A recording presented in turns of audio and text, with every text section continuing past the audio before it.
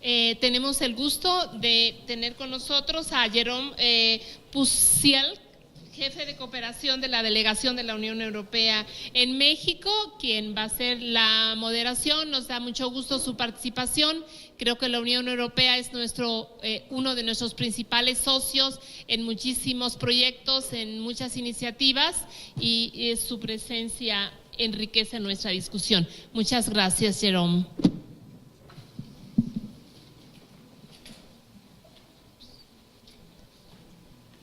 Bueno, muchas gracias por invitarme a acercarse. Ok, perfecto. Por invitarme en este foro que es muy importante para todos. Yo agradezco al Ministerio de Relaciones Exteriores y al Ministerio de la Gobernación por la invitación. Bueno, me invitaron a ser panelista en esta mesa. Bueno, primero unas palabras así muy generales para decir que la paz es la razón de ser de la Unión Europea, pero también de Naciones Unidas, a las cuales instituciones en las cuales todos estamos comprometidos y participando. Y bueno, yo creo que en todo ya pasaron 80 años desde la creación de estas instituciones, entonces nos podríamos preguntar cuál es la situación, qué es lo que se ha logrado en términos de prevención de los conflictos, de mantenimiento de la paz y de una sociedad más cohesionada y más solidaria que promueve esta cultura de paz. Vemos que en el mundo hay menos conflictos, pero que sí sigue plagado por los conflictos. Bueno, no voy a hacer la lista de todos los conflictos que hay en el mundo porque sería un poco largo y un poco triste, pero hay conflictos tanto entre los países como a nivel interno, y también hay conflictos en los sectores de la sociedad que impiden una cohesión social buena, que es factor de paz. En este foro, bueno, se ha debatido sobre la cultura de paz y sobre las políticas impulsadas por los gobiernos, y ahora en nuestra mesa, que tengo la honra de moderar, vamos a compartir con la sociedad civil. Bueno, yo entiendo que también esto estamos compartiendo con la sociedad civil en este foro en general, pero vamos a compartir con organizaciones reconocidas por su trabajo en pro de la paz.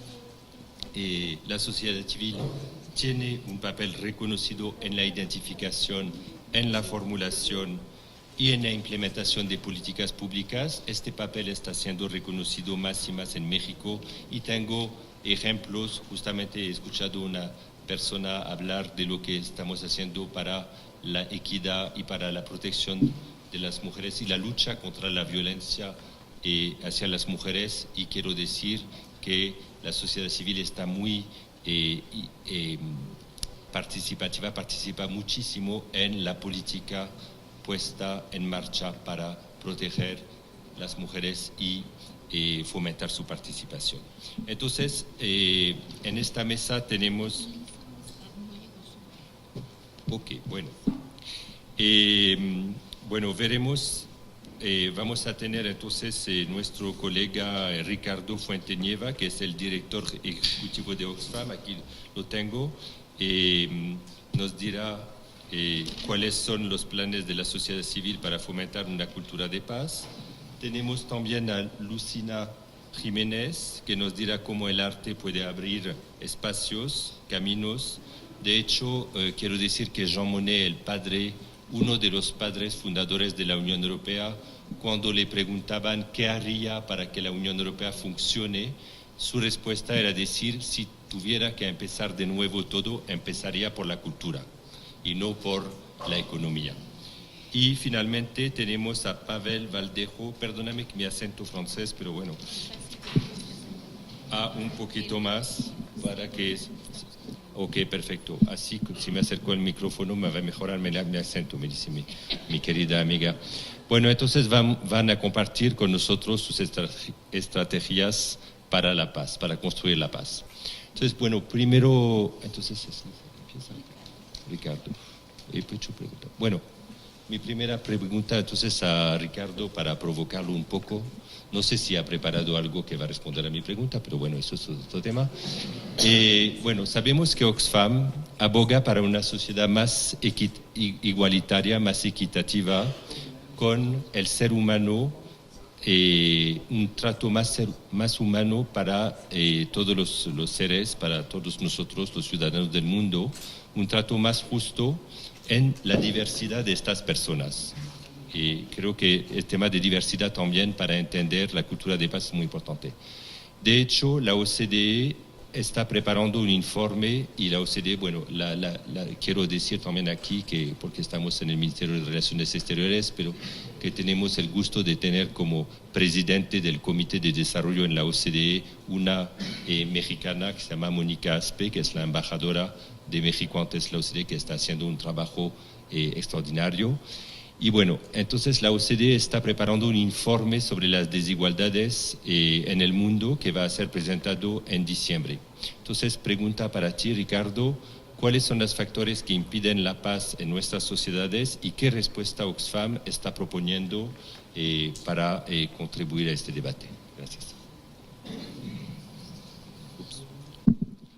Gracias. Muchísimas gracias por la invitación y gracias, Jérôme, por una pregunta para la cual sí estaba preparado, aunque no lo habíamos planeado, pero es, digamos, dicen que las grandes mentes piensan igual, pero digamos, en mi caso también pude responder a esto. Creo que, digamos, nosotros, Oxfam México, es una organización de la sociedad civil mexicana, formamos parte de una red global que tiene presencia en más de 90 países y como Jérôme mencionó, dentro de los puntos centrales de nuestro trabajo está la búsqueda de la igualdad y de la equidad.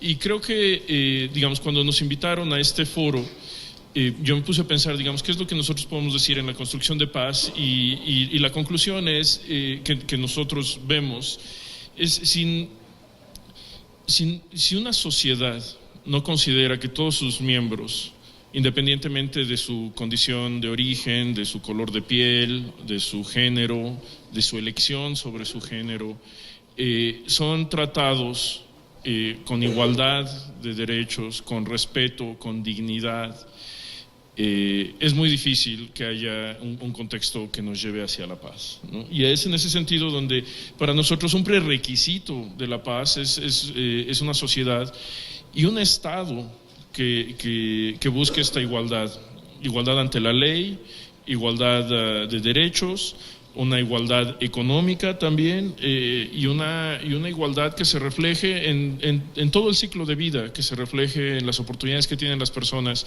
cuando son infantes, cuando están en la escuela, cuando buscan trabajo, cuando están en edad adulta. Y también la dignidad de cómo morir también, ¿no? Y creo que, digamos, ese es un punto muy importante, es un punto muy importante para una sociedad donde históricamente hemos aceptado el clasismo, el racismo, estas brechas tanto de recursos económicos como brechas de cómo nos relacionamos con el Estado, cómo nos relacionamos con la ley. Es importante que veamos cuáles son las causas estructurales de esa violencia que antes mencionaba. México es un país violento, sí, es cierto, uno ve las cifras, no puede negarlo, en los últimos 12 años se ha exacerbado esta violencia, pero hay otros países que ahora los consideramos como modelos que también fueron muy violentos en algún momento. Y allí, digamos, el avance que han hecho otros países, los Estados Unidos, por ejemplo, que también es un país muy violento hace 150 años y todos todavía vemos películas del viejo oeste y nos asombramos, digamos, de la ausencia de paz en ese país, pero que ahora, digamos, es un país, digamos, donde las leyes y la violencia es mucho menor que en nuestro país. ¿Cómo pasaron a ese proceso, ¿no?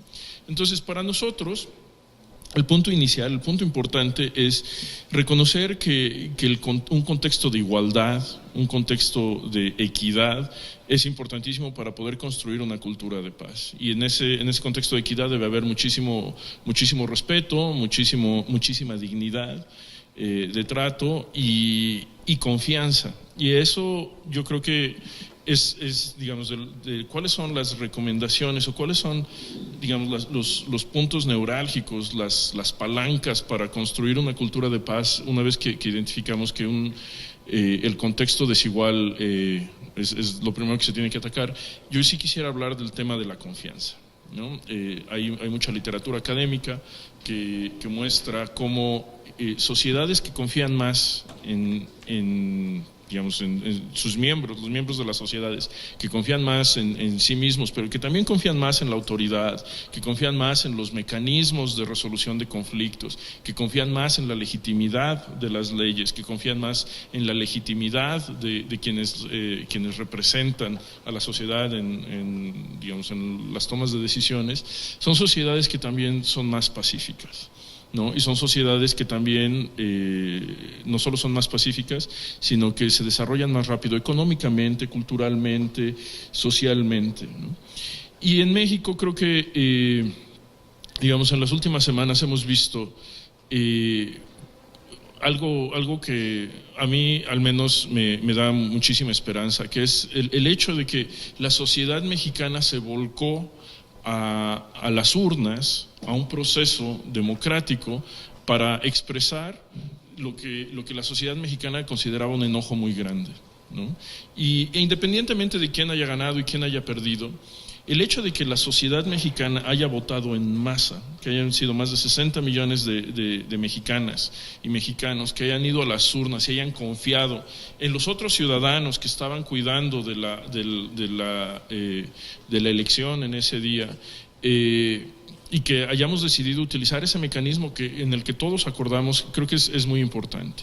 Y creo que es un paso, digamos, para construir esa confianza que debemos fortalecer, tanto la confianza entre ciudadanos. Alguien decía, bueno, sonreír y darnos los buenos días y puede parecer algo trivial, pero es parte de algo mucho más grande, que es, digamos, cómo creemos que vivimos en un entorno y en una sociedad donde podemos ser tratados con respeto, dignamente y de forma igualitaria, ¿no? ¿Cómo confiamos en eso, ¿no? Y creo que ese es un punto importantísimo, y que muchas veces la política pública, no solo en México, sino alrededor del mundo, ignora, ¿no? Ignora que se debe invertir en estos procesos, ¿no? Procesos de mediación, procesos de construcción de diálogo, procesos de reconocimiento de las otras personas y de los otros puntos de vista, y bueno, creo que ese es un punto importantísimo.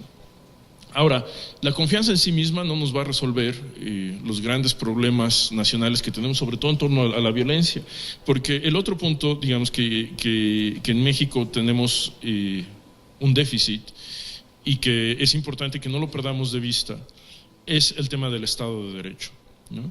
El tema del Estado de Derecho, o sea, digamos, un resumen muy básico, el hecho de que nadie esté por encima de la ley, ¿no? Que nadie esté por encima de la ley, y que abona a esa idea de respeto, dignidad e igualdad ante la ley que todos deseamos en este país, ¿no?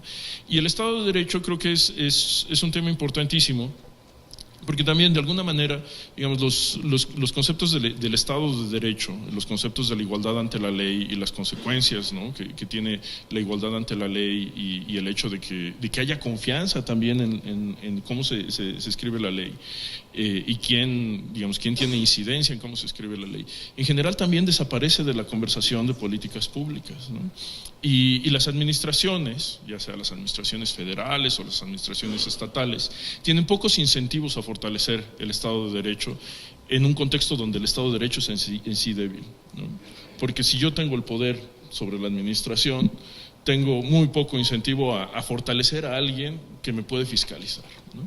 Y en ese sentido la sociedad civil tiene un rol muy importante, muy importante de empujar agendas alrededor del Estado de Derecho. Ahora, ¿qué significa eso? Pues el fortalecimiento de de las policías, el fortalecimiento del sistema judicial en los niveles más básicos, el fortalecimiento de las organizaciones de base de la sociedad civil para que puedan ejercer un contrapeso, ¿no?, en los municipios y en las zonas marginadas, no necesariamente en los foros más grandes federales o en los foros internacionales. Y al final no olvidar, digamos, que el Estado de Derecho, además de que, digamos, sí necesitamos un Estado eficiente, un Estado que pueda ejecutar y que pueda cobrar impuestos y que pueda ejercer efectivamente el gasto sin corrupción y demás, pero al mismo tiempo, o sea, un Estado fuerte, donde no hay un Estado de Derecho, donde la ley no es la regla última y que se aplica independientemente de quién sea el sujeto de ley, va a ser va a generar, digamos, una sociedad, de nuevo, donde la ley va a ser para unos, otra para otros, y se reproduce este ciclo de desigualdad ante la ley, de desigualdad económica, de percepción de ausencia de dignidad y de respeto, de generación de desconfianza, que a su vez genera entornos más violentos, menos pacíficos. Creo que, digamos, si lo pensamos como un ciclo, si lo pensamos, digamos, como una cosa que se va reproduciendo una a la otra, creo que es súper importante, digamos, que no olvidemos la construcción de la confianza entre miembros de la sociedad, pero también entre, digamos, los distintos jerarquías de la sociedad, las autoridades y los otros espacios, y que a su vez demandemos la ley, una ley que sea igual para todos, ¿no? Una ley que se cumpla independientemente de si el poderoso económicamente o si el poderoso políticamente o si el poderoso política y económicamente está sujeto a esa ley. Eso es muy importante. Muchísimas gracias, Jérôme, por tu pregunta. Me permitió decir lo que quería decir de una manera más estructurada. Muchísimas gracias, Luz Helena, por la invitación. Y bueno, eso, muchas gracias.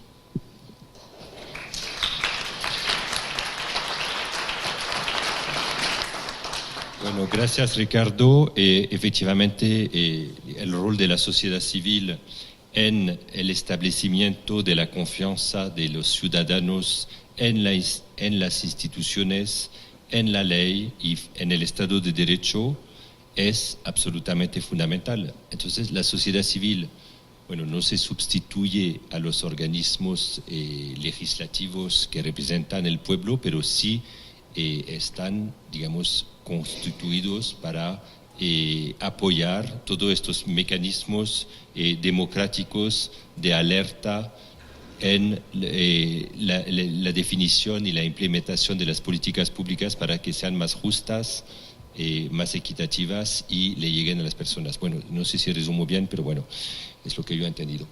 Y bueno, ahora vamos a dar la palabra a Lucina. Lucina, sabemos que el arte es un medio formidable para construir el sentimiento de comunidad, expresa también temas fuertes, tanto colectivos como individuales. Bueno, en México es muy famoso por su ícono que es Frida Kahlo, que realmente se ha vuelto una vedette internacional con justamente esta expresión de personal a través del arte. Pero quiero ser malo contigo porque eres muy simpática, entonces te voy a poner una pregunta muy fea. ¿Tú crees que con talleres de dibujo para niños en las escuelas contribuyes a construir una cultura de paz en las comunidades? Gracias. Gracias a Luz Helena por invitarnos a este espacio de diálogo, también a la Secretaría de Gobernación. Y Jérôme, gracias por esa pregunta, porque me permite remitirme al origen de Conarte. Esa imagen, que es un dibujo del maestro Francisco Toledo, es un pájaro que abre sus alas para volar, porque un niño dibujando en el Bronx me dijo que cuando él dibujaba sentía que todos sus sueños podían llevarse a la vida real. Él pensaba que podía volar por encima de todos los obstáculos que la vida le planteaba. Y esa es la razón por la cual decidimos que fuera un pájaro abierto el que identificara Conarte. Sin embargo, ¿quién me va a ayudar con las láminas? Gracias. ¿Podemos avanzarla? Lo que sí sabemos es que no basta solamente el dibujo. No puede haber paz donde no hay dignidad, donde no hay reconocimiento de la dignidad de las personas. No puede haber paz donde no hay reconocimiento identitario y a la diversidad, y tampoco donde no hay respeto a los derechos humanos, donde el miedo no tiene canales de expresión, donde las posibilidades de elaboración de esas memorias de violencia de las cuales está creado nuestro país, ahí no puede haber paz. Porque muchos pueblos en México están construidos a partir de relaciones de violencias ancestrales. Y esos son temas fundamentales, y por eso es que CONARTE va justamente a ese espacio de la cultura, a ese espacio de cambiar las mentalidades y a ese espacio de ir cambiando el sentido de construcción de paz en una condición que impacte la vida personal, la vida de las comunidades y la vida de las instituciones.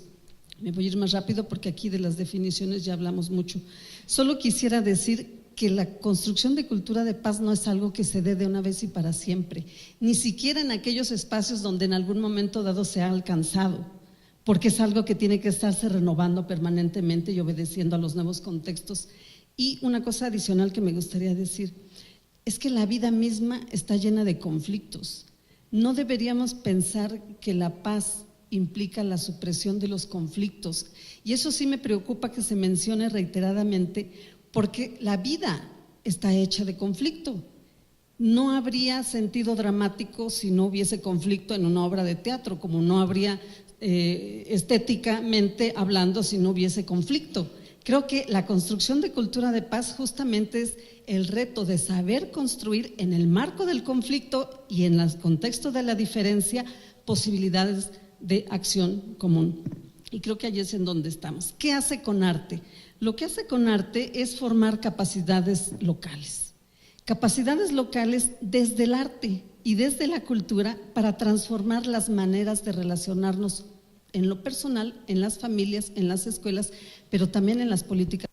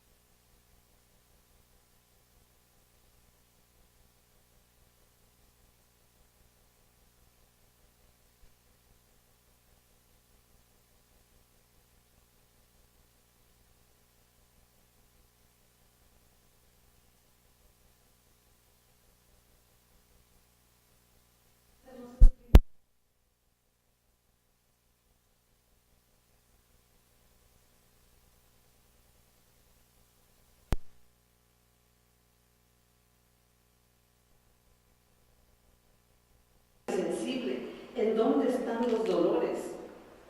en dónde están las tensiones, cuáles son los conflictos que realmente para ellos son fundamentales y cómo con esas herramientas las van a ir abordando, cuáles son los saberes y las prácticas culturales y artísticas que tienen las comunidades, porque en esas radica la posibilidad de su resiliencia, si podemos irlas matizando. Simplemente voy a señalar que estamos hablando de crear una cultura de paz a través de procesos de formación en donde vamos buscando restaurar el bienestar personal, el bienestar colectivo, el bienestar social, y eso pasa también por una visión efectivamente interdisciplinaria que nos permita generar diálogos en movimiento, porque ahí es donde vamos cambiando, pero también una formación de educación intercultural y para la diversidad, porque es ahí donde vamos a entender cuáles son los estereotipos y el clasismo y el racismo y todos los ismos, subrayando el machismo, que en este momento frenan las posibilidades de crear cultura de paz en muchas comunidades, porque eso no es un asunto de unos o de unas contra otros, es un asunto que nos involucra a todas y a todos, y que nos afecta, porque es un sistema construido culturalmente. Pero fíjense, si las alertas de género no van acompañadas con un profundo trabajo cultural y artístico, ¿de qué manera las herramientas legales nos van a ayudar? Por supuesto que son fundamentales, y lo entiendo, porque nosotros planteamos en primer lugar los derechos de las víctimas, pero las nuevas generaciones necesitan transformar esas visiones desde el hogar, desde la escuela, desde aquellas relaciones donde incluso se están planteando las políticas de igualdad de género. Entonces, nosotros tenemos definidos para cada módulo de educación intercultural, antirracista y no violenta, ciertas capacidades, pero esas capacidades van cambiando dependiendo del sector, porque no necesitan lo mismo quienes trabajan en los cuerpos policiales que quienes trabajan en las aulas de una escuela. Pero entonces vamos definiendo cuáles son esas capacidades. No las voy a leer porque no se trata de entretener demasiado, pero sí vamos señalando cuáles son esas competencias que se necesitan en cada uno de los ámbitos, desde las dinámicas sociales también, pero también desde esos diálogos en movimiento que implican el instalar otros lenguajes en las formas de relación, porque fíjense, en las escuelas a veces los niños no saben cómo responder a una contribución más que empujando al otro, porque no tiene las palabras, porque no tiene la expresión, porque los lenguajes artísticos se han pensado que son solo para los profesionales, y entonces hemos dividido la sociedad entre productores, artistas profesionales y públicos. No es verdad, los lenguajes artísticos son un derecho humano. Y estamos hablando entonces de una educación desde los derechos. Me voy rapidísimo nada más para decir, perdón, anterior, es que los materiales que nosotros producimos son para que los propios consejos técnicos escolares y las propias escuelas hagan su ruta de mejora. Ellos definan de qué manera van a jerarquizar, cómo van a hacer el trabajo colectivo y de qué manera van a avanzar en sus procesos. Otros son los talleres de sensibilización sobre igualdad sustantiva, ustedes pueden desde el cuerpo, en donde estamos haciendo el acompañamiento recientemente del Gabinete Ampliado del Estado de Oaxaca, que se está preparando para el lanzamiento de la alerta de género. La sensibilización, el reconocimiento del lado femenino y masculino que todos tenemos, y las maneras como eso se va expresando en una sensibilidad de política pública para nosotros es muy importante. Al mismo tiempo, estamos trabajando en Michoacán, en 19 comunidades, algunas de tierra caliente, efectivamente, y otras donde el narcotráfico rompió las rutas comunitarias de la cooperación cultural. Estos actores comunitarios y locales son quienes están haciendo su propio mapeo. Ellos están decidiendo cuáles rutas son posibles de restablecer y cómo, cuáles son las prácticas artísticas que pueden mantenerse, desarrollarse y conectarse, porque esas son las que permiten en realidad esas redes de solidaridad y permanencia.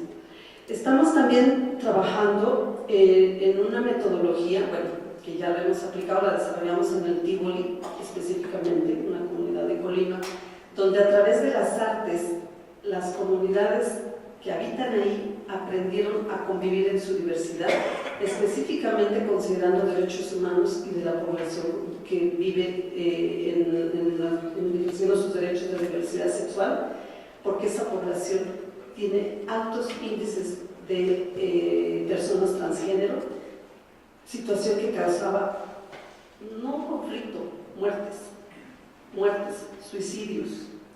Entonces, las artes permiten la sensibilización frente a esa diversidad porque van conectándose con esa educación intercultural y con esa educación basada en derechos humanos. Nos gusta el estudio que acaban de enviarnos del Centro de Prevención de Violencia y Delincuencia de Colima, porque han evaluado la reducción del 20% del consumo de las drogas de esa población, que francamente estaba pues, acosada por estas circunstancias, ¿no?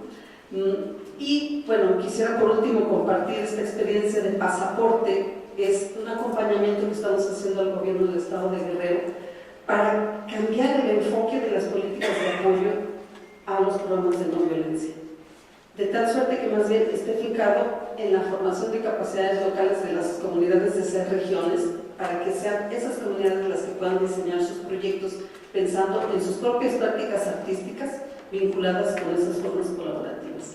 Entonces, hasta ahí estamos, y en la última solo quisiera decirles, si me ayudan por favor, que lo que estamos haciendo es tratar de sistematizar eso en metodologías, protocolos y algunas herramientas de evaluación que en México son muy necesarias, porque usualmente se piensa que lo artístico es algo secundario, que no tiene lugar porque es para cuando tengamos tiempo libre, o se piensa que cualquier práctica artística puede hacer el cambio, y eso también es falso. De una cultura un poco diferente, pero he vivido en Guatemala y yo sé que el concepto de adentrar en su ser, en su cuerpo, los conceptos, aterrizarlos, es clave en la cultura de Mesoamérica. Y yo me acuerdo siempre que en Guatemala, por ejemplo, los indígenas consideraban que el centro del mundo era su comunidad, lo cual es, bueno, para mí es interesante. Yo creo que también ahí están las claves de muchos de los conflictos de las personas que exportan fuera en comunidad y, bueno, más afuera.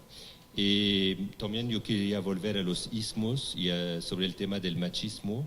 La oficina de Naciones Unidas aquí en México hace algunos años habían caracterizado muy bien el tema del machismo, diciendo que, hablando de los hombres, el valiente no es violento.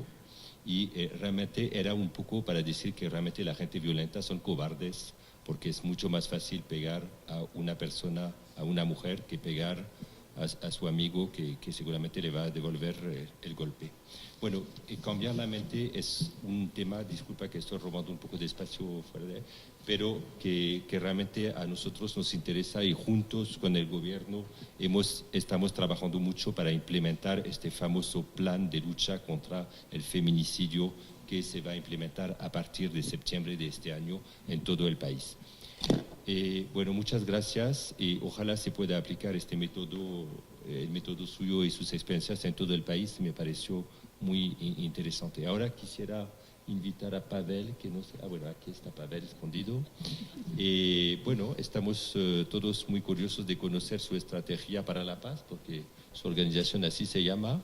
Espero que nos va a proponer algo concreto que llegue a los estados, porque también es una cosa en los 2 meses que llevo aquí, que siempre a veces dicen, bueno, sí, hay una fabulosa ley a nivel federal, pero mire que en los estados es muy complicado, entonces no llega a los estados porque cada uno tiene su ley y cada uno y no sé qué no le llega, entonces, y que llegue a los municipios. ¿Y podemos confiar en las estrategias que usted nos va a proponer? ¿Podemos confiar en las estrategias que tú nos vas a proponer ahora? Eso espero. Entonces te escuchamos. Pues muchísimas gracias. Listo. Muchas gracias por el espacio, muchas gracias por la invitación, y a todas y a todos ustedes que me dan ahora el gusto de ser el último expositor del día. Entonces trataré de no repetir mucho. Hay varias ideas y varios conceptos que creo que varios de las personas que estamos acá estamos muy convencidos y que queremos coincidir, y que utilizamos en muchos de estos casos recursos y análisis similares. A mí me gustaría poder compartir, antes que estrategias para la paz, el concepto de nos, que hace referencia al concepto de nosotros. Para nosotros es una convicción la necesidad de ir construyendo un nosotros más incluyente, más amplio, más diverso, que nos ayude a plantear esta discusión sobre la paz, que efectivamente nos parece una conversación difícil. Una conversación muy difícil no nada más por lo amplio del concepto, por la multiplicidad de significados o por la facilidad con la que se manipula en muchos de los casos, sino lo difícil por la relación que todavía tiene el concepto de la paz, sobre todo a nivel terreno, en las ciudades, en las comunidades. Lo difícil que es separarlo de esta concepción tan romántica, tan idealizada, de la paz que es casi pura tranquilidad, armonía, belleza, y que no se piensa que a veces la paz duele, no se piensa que a veces la paz cuesta trabajo y que la paz frustra, porque ser crítico con uno mismo o tomar una decisión adecuada o decidir entrar en un espacio violento no siempre es fácil. Entonces, este vínculo de la paz todavía con este proceso, con esta imagen tan simplificada, nos ha generado muchos problemas. Más aún porque nos queda claro que la relación de la violencia con el poder, con el poder que da, es muy claro. La gente conoce el poder que la violencia otorga, pero el poder que da la paz parece que todavía se oculta mucho. Y cuando se oculta, cuesta mucho trabajo hacer esta acepción cuando lo abordamos en las comunidades como si fuera algo asequible, como si fuera algo que puedes conseguir de manera concreta, porque simplemente es difícil imaginar un espacio sin violencia. Retomaba algunas ideas que comentaban algunos colegas que me antecedieron, porque efectivamente creo que todos tenemos muy presente la situación tan grave que atravesamos sobre todo desde la guerra contra el narcotráfico y la violencia de los grupos criminales. Y yo no puedo negar, creo que nadie puede negar lo grande que lo que se ha profundizado, el proceso, la situación como ha escalado a niveles inimaginables. Sin embargo, creo que es importante que no reduzcamos la violencia al narcotráfico. Hay violencias que están ancladas en procesos también bastante fuertes y bastante preocupantes que existen antes del narcotráfico y que el narcotráfico potenció. Que la violencia en los pueblos, en los diferentes estados, en la Ciudad de México, se potenció por estas características, pero no necesariamente son nuevas. Y aquí es donde hace falta ser muy críticos sobre las condiciones estructurales y las condiciones culturales y simbólicas que nos han formado a toda la sociedad mexicana durante tantos años, y que aparte de ello fue un espacio muy adecuado para cimentar procesos en los que el crimen organizado ahora encuentra un espacio y una tierra fértil para muchas ideas que están haciendo mucho daño. Una gran colega que admiro y respeto mucho, la doctora Jenny Pierce, conversando con ella hablábamos hace unos años sobre la importancia de pensar en la violencia no nada más en su función más inmediata, sino cómo México está atravesando procesos de violencia crónica.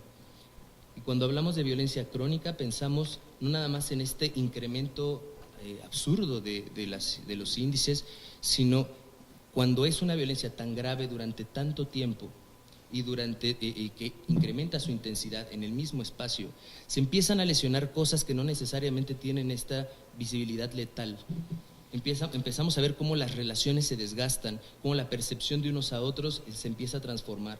La voluntad de las personas por colaborar, por conversar o por abordar los conflictos se empieza a erosionar. Incluso la ética se empieza a volver más selectiva, la moral empieza a tener más… la legalidad, se empieza a volver como opcional en estos espacios. Entonces, creo que debemos pensar que nuestra comunidad está atravesando también procesos de trauma progresivo.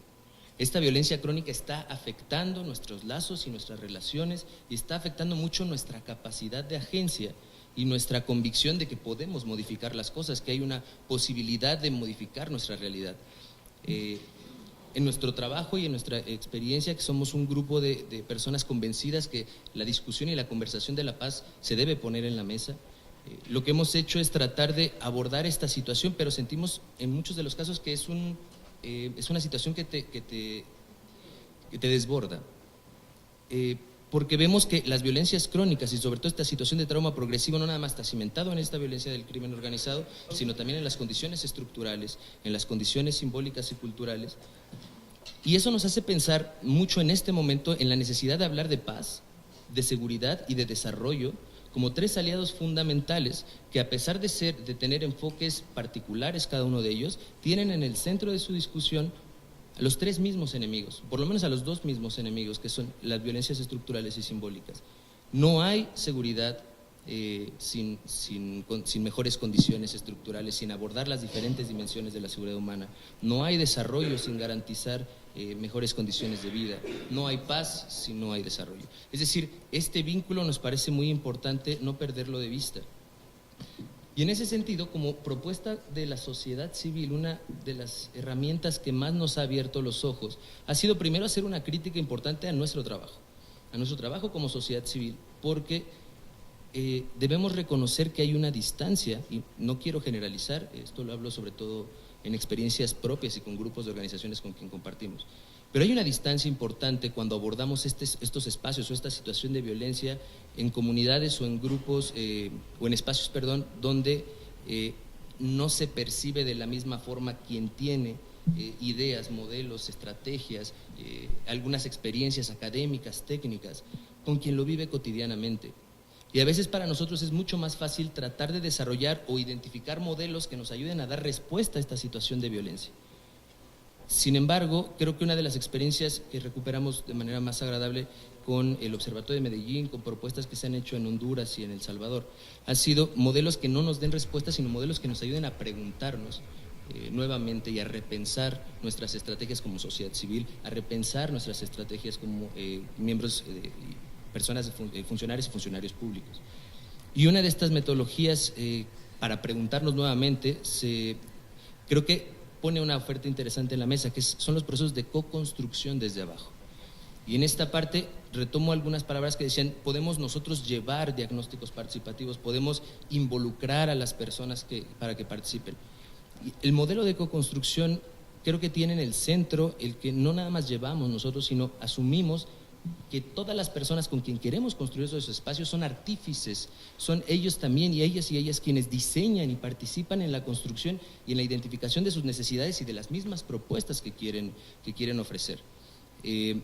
Nos hemos encontrado con que incluso nuestra experiencia a veces estorba cuando queremos imponer procesos o cuando tenemos una idea muy clara de cómo la paz debería funcionar, sin dar oportunidad a que las discusiones y los diálogos sucedan con la gente con la que vive.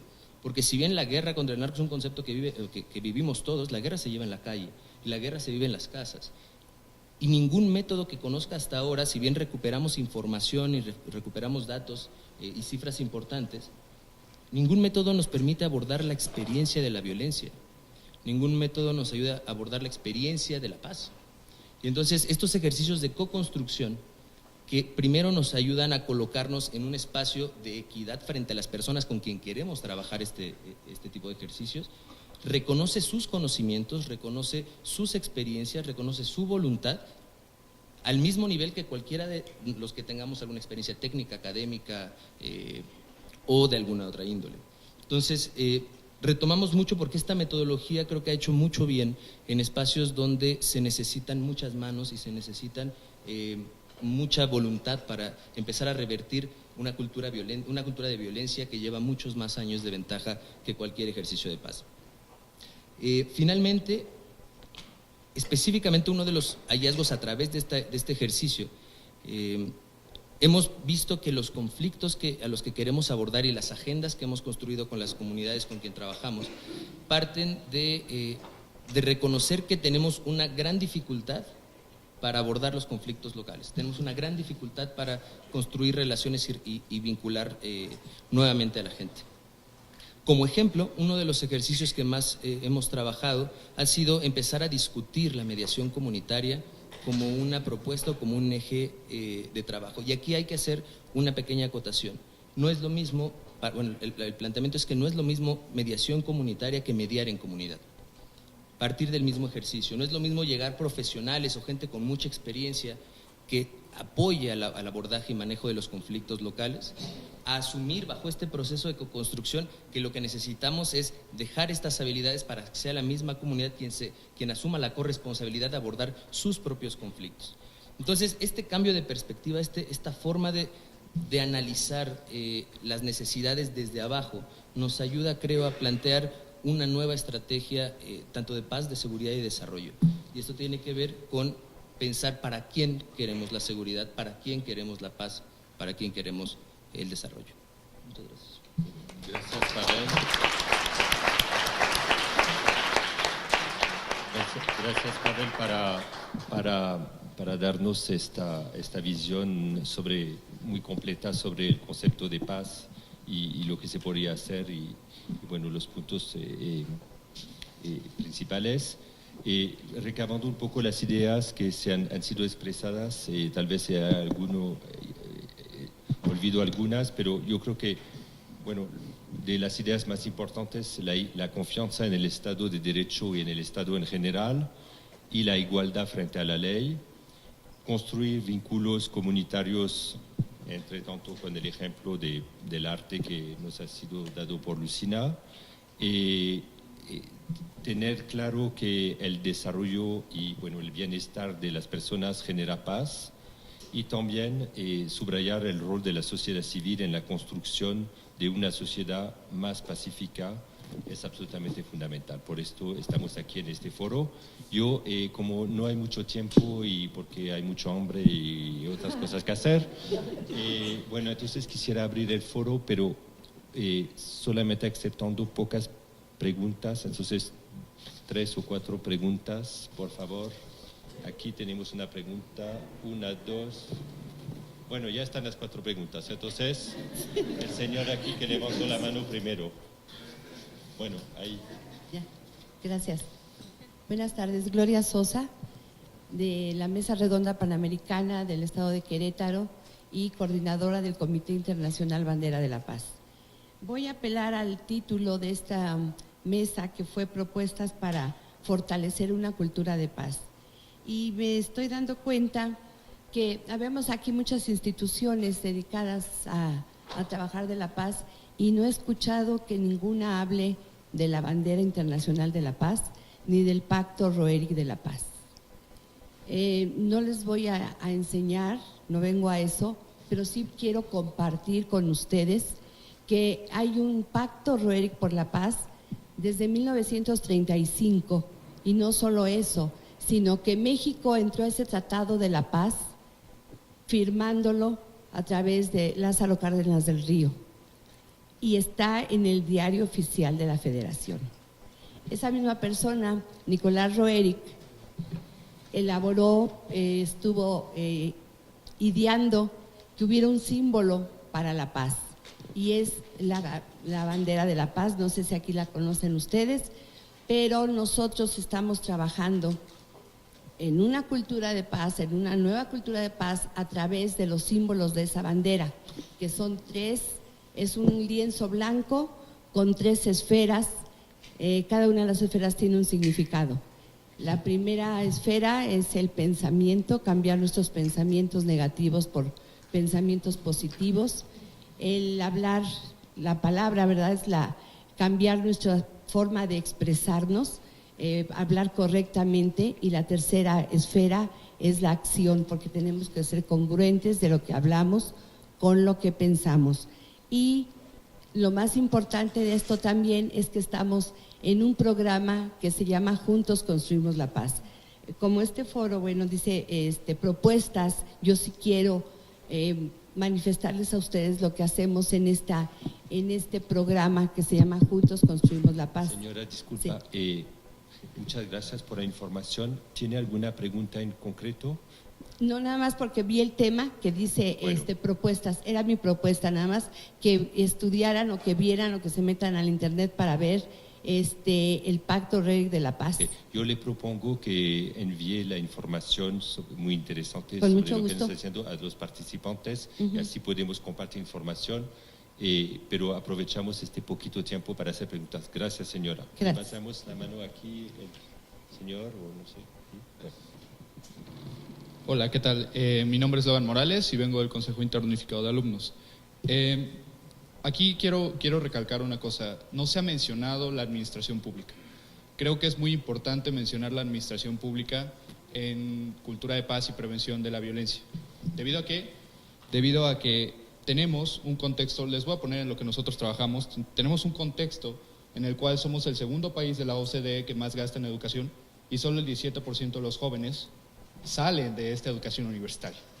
Son cifras impresionantes, porque a pesar de que tenemos un gran gasto, a pesar de que tenemos programas de becas, a pesar de que tenemos programas impulsados a la educación, pues no hay resultados reales. Entonces, para no ahondar mucho en el tema, quisiera hacer una pregunta concreta. ¿Cómo un gobierno puede asegurar la eficiencia y la canalización correcta de los programas y políticas públicas? Bueno, gracias por la pregunta. Bueno, vamos a tomar otras preguntas y responder en bloque. Por favor, señorita.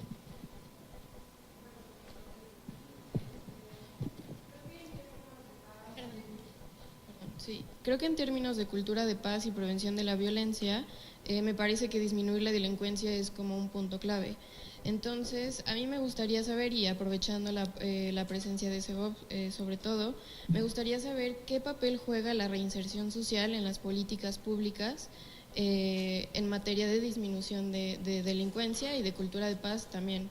En términos de prevención de violencia, y adicionalmente me gustaría saber también si se ha incorporado una perspectiva de género en caso de que ya tengan contemplado políticas públicas específicamente en materia de reinserción social. Bueno, gracias. Había una pregunta aquí, la señora. Sí, gracias. Mi nombre es Adriana Mota, de la Fundación Cultural México, Orgullo y Tradición de Querétaro. Y bueno, nada más quisiera decir que me encantó su pregunta de si con dibujitos se podía hacer algo por la paz. Yo le quisiera decir nada más que no es solamente con dibujitos, sino con bailecitos, con poemas, con canciones, o sea, con todo esto. Y aquí el problema es que el arte normalmente se ve como el adorno para las escuelas, para los festivales, o bien para los niños que los llevan en las tardes a estudiar arte y creen que les van a enseñar las notas musicales, después ya van a interpretar la quinta de Beethoven o algo así.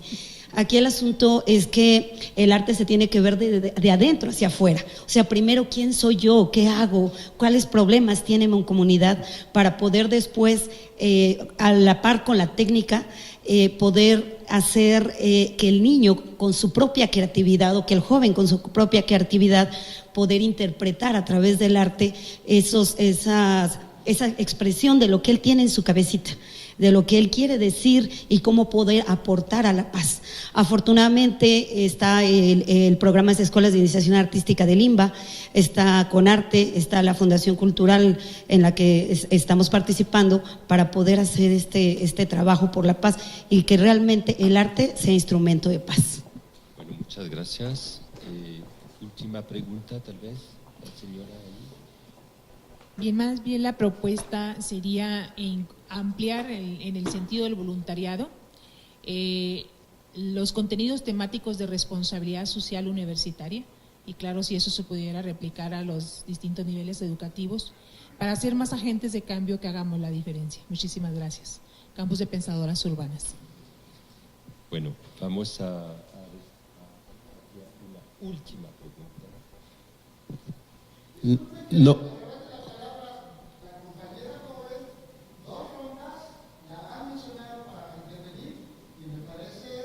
No, es que soy… Señor, se me olvidaron las gafas, pero le vamos a dar la palabra al señor. Bueno, perfecto. Entonces, primero ella y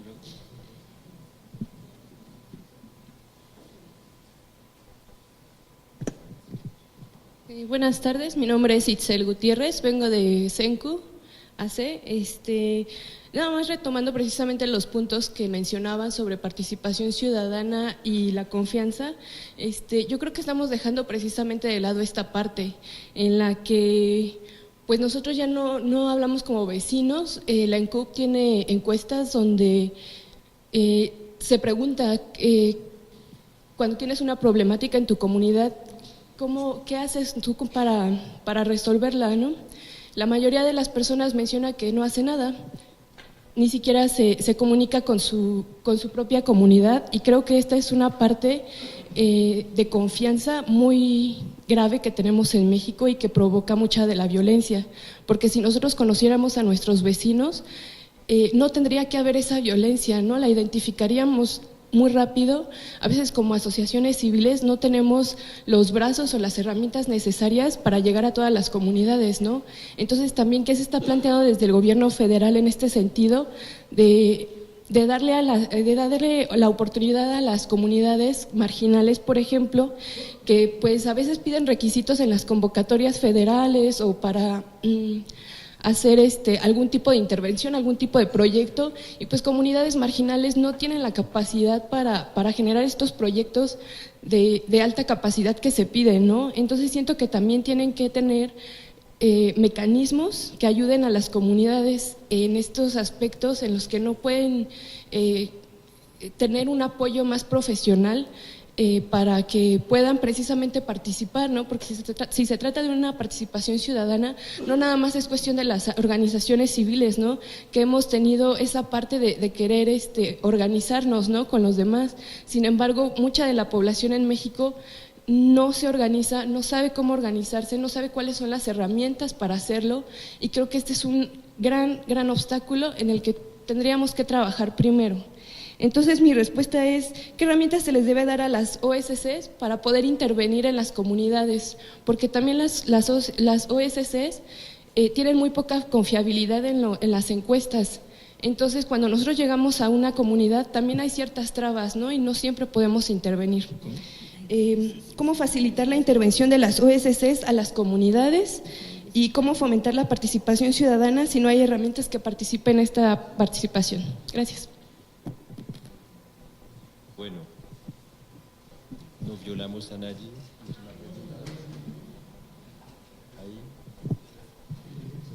Seré no tan largo. Noé Amezcua, Centro de Estudios Ecuménicos. Nosotros decimos que la paz es fruto de la justicia, y creo que en nuestro país la justicia, muchas de las OSCs surgimos como en el ejercicio de los derechos, ¿no? El ejercicio de esa justicia. Y quiero rescatar como tres grandes grupos, actores que están surgiendo en nuestro país como demandando esta justicia, mucho en los pueblos, en los derechos colectivos, en la defensa del territorio, también las personas que han sido víctimas, violentadas en sus derechos más fundamentales, como aquellas personas que tienen familias de desaparecidos, desaparecidas, y también el tema del desarme que ya el embajador don Miguel Ruiz mencionaba, que es una situación de violencia importante y que por ahí también tenemos que caminar. Mi pregunta a las compañeras y compañeros de esta mesa es cómo ven, ante la coyuntura actual, cómo ven si hay posibilidad de que las OSCs podamos articularnos un poquito más como para tener propuestas mucho más concretas, más fuertes, con más sinergia para proponer, ¿no? ante las diferentes instancias del Estado. Muchas gracias. Bueno, muchas gracias. Ahora les voy a dar la palabra a los integrantes de la mesa y a los colegas también que están compartiendo para poder responder a las preguntas que se han hecho.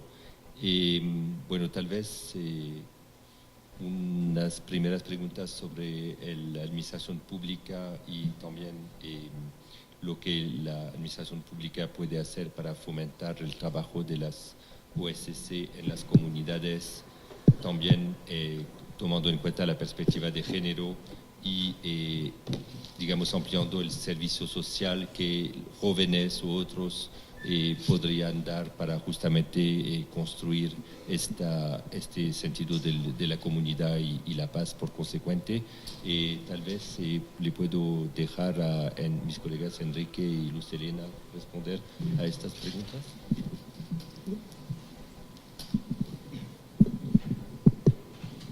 Bueno, son muchas preguntas. Trataré de responder puntualmente a ellas.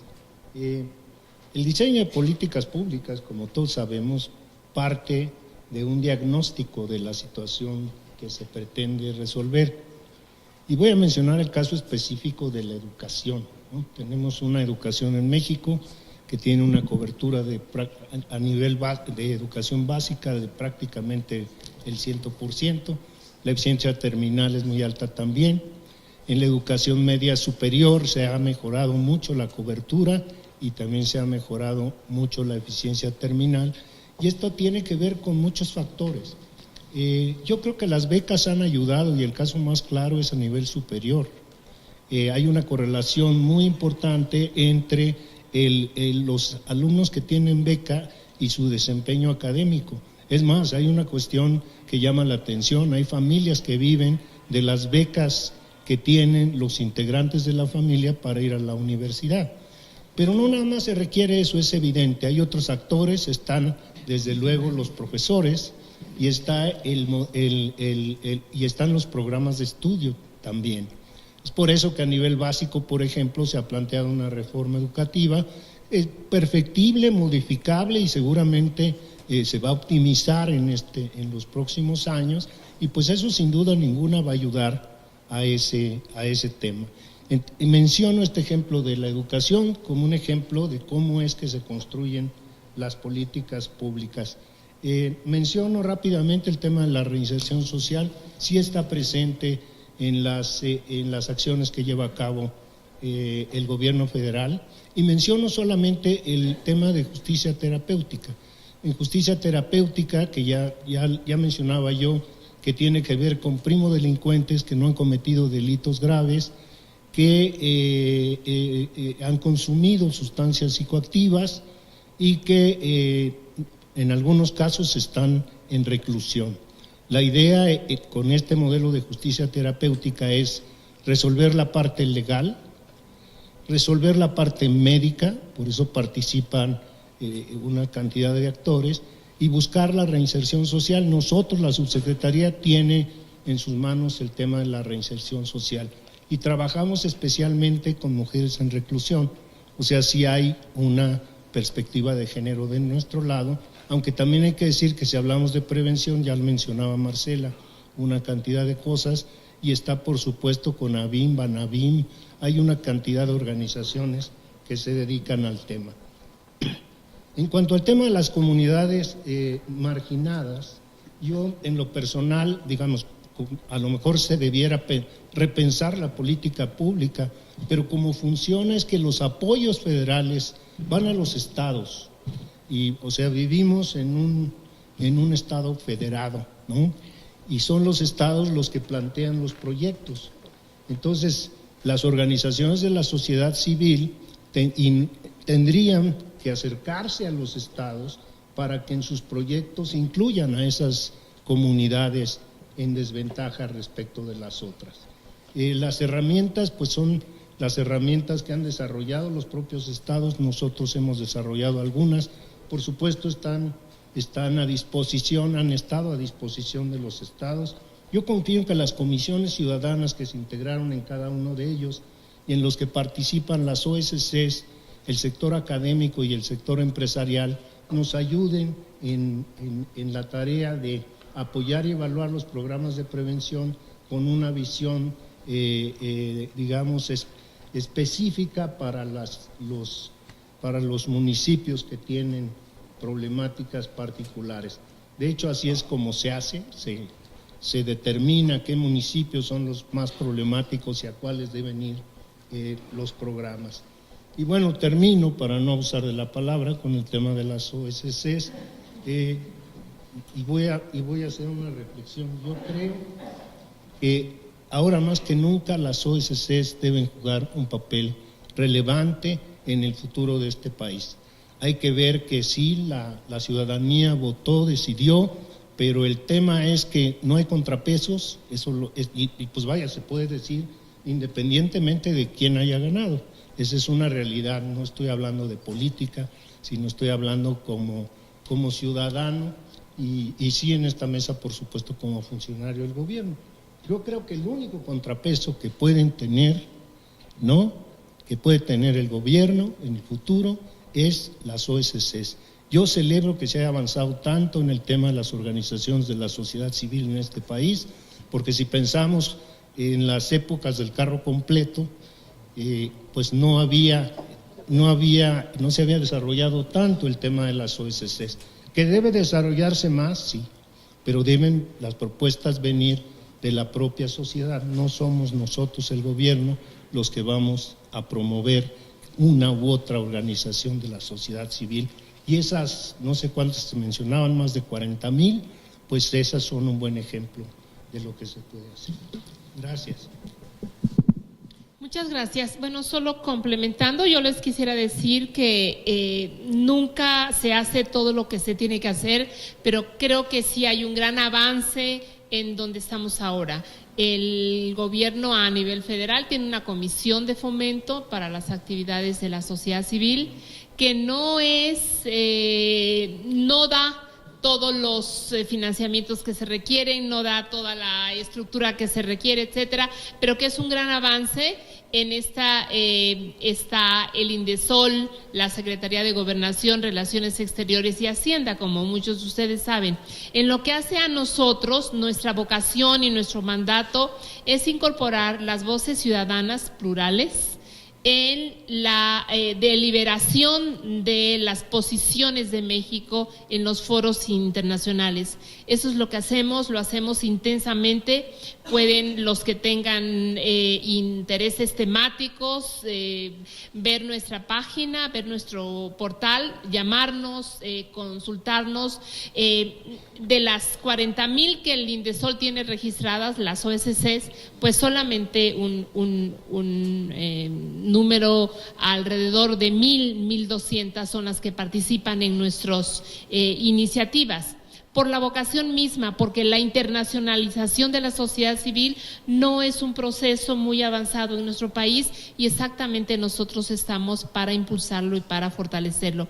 Pero nuestra vocación no abarca exactamente todo, sino solamente la dimensión internacional del desarrollo de México, sobre todo muy focalizado en los asuntos multilaterales, que consideramos son los espacios más incluyentes para la deliberación de los asuntos desde un nivel multiactor, donde la sociedad civil no va a ser, es ya muy importante, es un actor presente, constante, que sí hace una diferencia muy grande.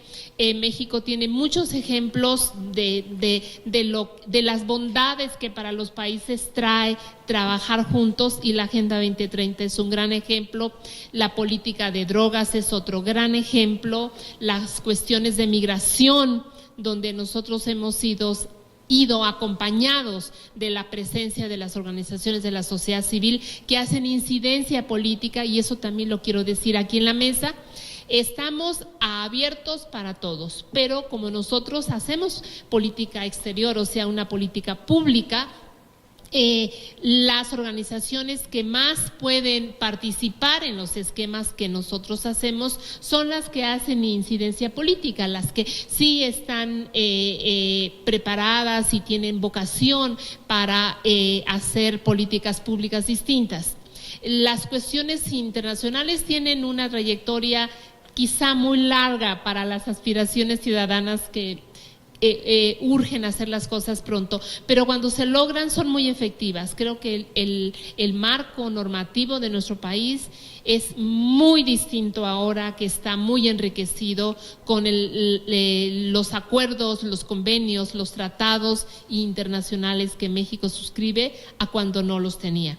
Hay muchas cosas en tránsito, esperamos que el Poder Legislativo, y creo que es muy importante que lo tengan en mente, pueda dar el visto bueno, sobre todo en la Cámara Alta, en el Senado, para muchos tratados que tenemos todavía.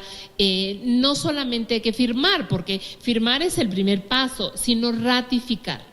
La ratificación de muchas leyes, de muchos instrumentos jurídicos internacionales, vinculantes o no, están en manos del Senado de la República, y yo creo que la ciudadanía también tiene que estar consciente de esta parte. Entonces, nuestra vocación es esa.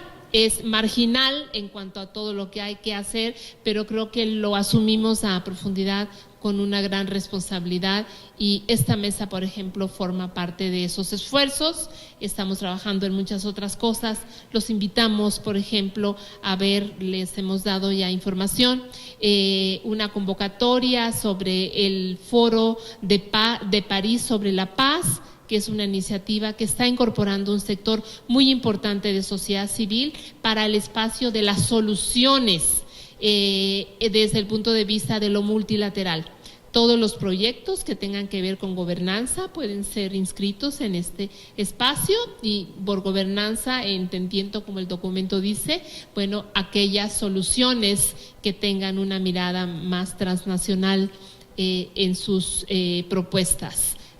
Por América Latina hay 2 personalidades de sociedad civil invitadas a este esfuerzo coordinado por el gobierno francés, pero acogido por muchos más gobiernos como el nuestro. La de México es Edna Jaime, de México Evalúa, y por América Latina hay otra persona de la Fundación Getulio Vargas de Río de Janeiro, que están encargados de la construcción de mejores políticas públicas. Yo no sé si hay alguno de mis compañeros que quieran. No, muy brevemente, gracias. Para contestar la pregunta específica de la colega de Cencos, creo que hay una oportunidad, repensando, digamos, cómo se va a rediseñar el espacio político en la nueva realidad del país, y cuál es el rol de los miembros de la sociedad civil y el espacio de la sociedad civil. Y creo que, digamos, algo que se ha iniciado a discutir, ha iniciado las discusiones sobre la desigualdad que existe también dentro de la sociedad civil, y cómo existe muchísima concentración tanto de acceso, de influencia, de recursos y de poder, ¿no?, de algunos miembros de la sociedad civil, y cuáles son los mecanismos para lograr una redistribución dentro entre los miembros de la sociedad civil, para que podamos cumplir con todos los objetivos, que incluyen esos objetivos de contrapeso, ¿no?, que se mencionaron. Y creo que allí es muy importante que empecemos a pensar cómo se pueden modificar las leyes y reglamentos que rigen a los miembros de la sociedad civil, que ahora son muy, como castigan mucho a las organizaciones pequeñas de base, que tienen que, si son donatarias autorizadas, tienen que presentar 23 requerimientos al SAT, tienen que cumplir, ciertas relaciones de gasto administrativo que son muy difíciles de cumplir si tienes un tamaño muy pequeño y demás. Y creo que es un momento, de pensar cuál es la estructura legislativa que puede permitir y fomentar una sociedad civil más cercana a las comunidades marginadas, que tenga esa como legitimidad de base, y que esté, como protegida e incentivada a través de las leyes federales, ¿no?, de participación de las organizaciones de la sociedad civil.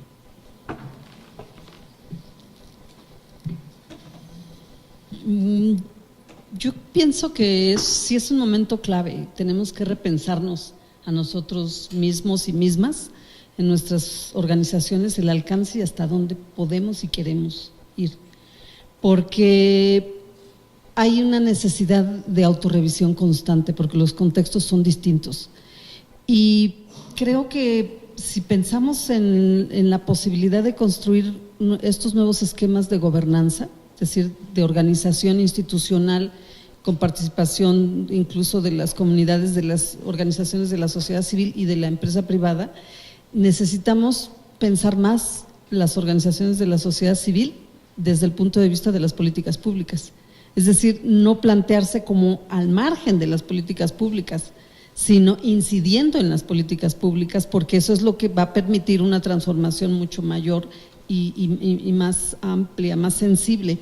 Yo creo que sí nos hace falta trabajar mucho en red, sobre todo a quienes trabajamos en este enfoque de cultura de paz, porque hemos nacido de procesos muy diferenciados cada uno y cada una, y creo que hoy es el momento de repensarnos también en un eslabonamiento que no se convierta en burocrático, sino más bien en la colaboración y flujos de participación que tenemos, en que hemos avanzado, de qué manera vamos contribuyendo a organizar, porque hay ciertos temas, y con esto quiero concluir, en donde la colaboración Estado, o digamos gobierno, la parte específica de gobierno y sociedad civil para ser Estado, es más fácil que la asuma la sociedad civil en determinados ámbitos.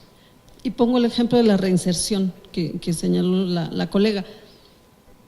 hacer el diagnóstico de las necesidades socioafectivas de salud, de medicina, de vinculación social de las personas que están privadas de libertad para salir a los procesos de reinserción, que a mí me van a disculpar, pero son bastante truncos y fallidos. Creo que eso es algo que tenemos que reconocer.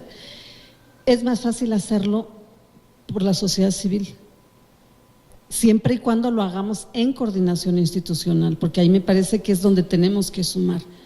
En CONARTE tuvimos la posibilidad de participar en un diagnóstico de las personas privadas de libertad en la Ciudad de México. Sabemos cuáles son las 39 colonias que tienen esa circunstancia, y ahí tenemos que trabajar en un esquema de colaboración en donde, por supuesto, la responsabilidad es institucional, pero la sociedad civil, creo yo, estamos obligados a colaborar, porque es la única manera como vamos a avanzar como país.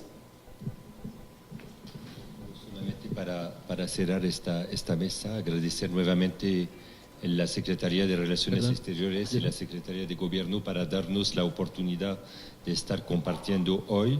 Yo entiendo que es… perdón.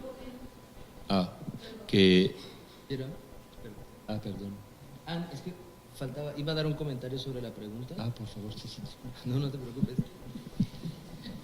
Gracias. Aprovecho para trataré de ser muy breve, porque las dos preguntas me hicieron una reflexión. Si me equivoco, pido que me corrijan, pero me hizo pensar mucho en estas dos preguntas.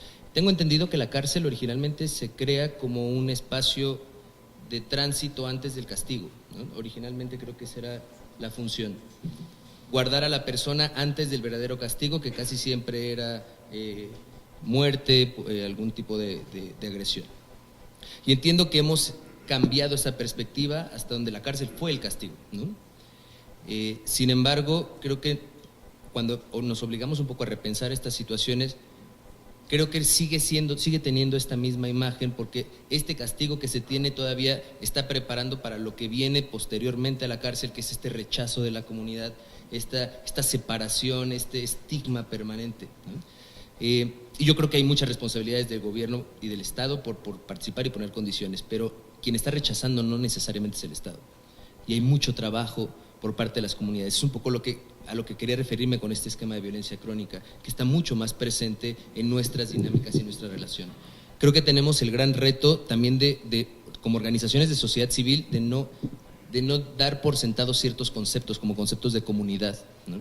Porque creo que se ha transitado a nosotros, de esta intención de integrar, a una suerte se utiliza, creo que el concepto el derecho de admisión, quién dejamos que entre, a quién permitimos que sea parte de este grupo, pero es un eufemismo verdaderamente para un derecho de exclusión, que es quién no entra, quién sale, ¿no? Y yo creo que el reto de las organizaciones, el reto de la misma comunidad del Estado, es cómo empezamos a reconstruir esta capacidad de integrar y esta capacidad de ser parte, porque veo que ahora tenemos una enorme oportunidad como organizaciones para avanzar, ¿no? para tener una participación más activa en nuestra vida pública, pero también las organizaciones son una comunidad que excluye, porque hay una competencia terrible, porque parece que hay un pleito por tratar de ganar un proyecto o por una comunidad. Es decir, también tenemos que repensar cómo construimos una comunidad de organizaciones y cómo estamos dispuestos a abordar en conjunto procesos que requieren dar el ejemplo de integrar, dar el ejemplo de cómo participamos y, como decía en un principio, cómo recortamos esta distancia que creo que cada día se profundiza.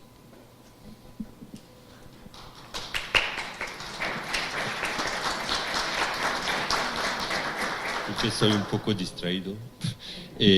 Bueno, yo creo que aquí, agradecer la invitación. Yo creo que todo esto es un proceso que estamos todos a disposición, o sea, no solamente nosotros, a disposición de las organizaciones de la sociedad civil, pero bueno, yo creo que tiene que ir el vínculo en los dos lados, que también nosotros preguntar, ver, escuchar, entender lo que se está haciendo, porque digamos, si tratamos de una cultura de paz y de prevención de la violencia, digamos, todos somos responsables en esto, tanto sociedad civil, gobierno, organizaciones internacionales y los países representados aquí, que están trabajando mano en la mano con México para lograr los objetivos 2030, o sea, para poner el ser humano en la construcción, en el centro de las sociedades humanas, porque para esto estamos aquí, para esto estamos peleando. Entonces yo creo que aquí estamos construyendo una comunidad, estamos haciendo una comunidad de personas que en el lugar donde, en la silla donde están sentados, estamos trabajando para un objetivo común. No es una oposición, sociedad civil, gobierno, embajadas o no sé qué. Estamos todos juntos con este mismo objetivo y tenemos que ver cómo podemos escucharnos, dialogar. Bueno, claro, aquí hay mucha gente alrededor de la mesa, por esto es difícil escuchar a todo el mundo, pero bueno, no está terminado, la reunión está terminada o pronto, pero seguimos en contacto. O sea, trabajar en red es fundamental, Lucina lo ha dicho, y nosotros, bueno, yo no tengo los contactos de todos ustedes, pero me imagino que pronto los tendré, y estoy a disposición, y porque otra vez todos somos responsables del país que tenemos y que queremos, y de la sociedad a nivel mundial también que queremos, porque estamos luchando o abogando para valores, si no, no estaríamos aquí en esta reunión. Bueno, muchas gracias nuevamente a los organizadores, a los que participaron en esta mesa, y ahora le devuelvo el micro a la organizadora principal. Muchísimas gracias por su paciencia, por su interés. Les mandaremos los materiales para quienes los necesiten. Y solamente una última palabra de esperanza ante el cambio de esta administración. La política exterior, como les decía, es una política de Estado, y yo soy miembro, mi compañero Pedro también, que es el adjunto del Servicio Exterior Mexicano, y somos funcionarios del Estado mexicano. Y hemos tenido una experiencia durante muchísimos años de continuidad, porque hay apropiación de ustedes, de la sociedad civil, de los temas principales de nuestra agenda, y eso nos da una gran seguridad de que con sus matices, como somos todos los seres humanos, habrá un tránsito normal, y esperaríamos a que sea ascendente también. Tenemos mucha esperanza en que sea así. Nuestra Cancillería está trabajando de una manera muy responsable con el equipo de transición, y esperamos que eso abone a poder no solamente conservar lo que hemos ganado, sino aumentarlo. Muchísimas gracias y muy buen provecho.